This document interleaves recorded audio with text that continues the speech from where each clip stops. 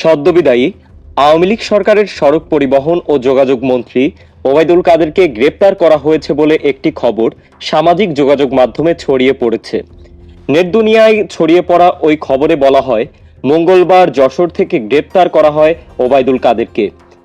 এমনই গুঞ্জন উঠেছে আওয়ামী লীগের সাধারণ সম্পাদক ওবায়দুল কাদেরকে গ্রেপ্তার করা হয়েছে।